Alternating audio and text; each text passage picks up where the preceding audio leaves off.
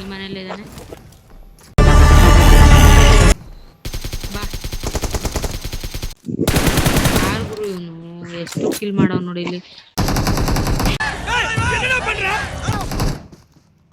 ಏಯ್ ಯಾರಾದ್ರೂ ಬಿಟ್ಟವ್ರು ಇದ್ದೀರಾ ನೀವು ಗ್ರೂಪ್ ಅಲ್ಲಿ?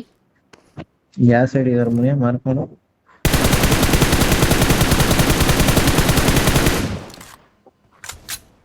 ಅವನ್ ಟೀಮೇಟ್ ಬಂದವನೆ.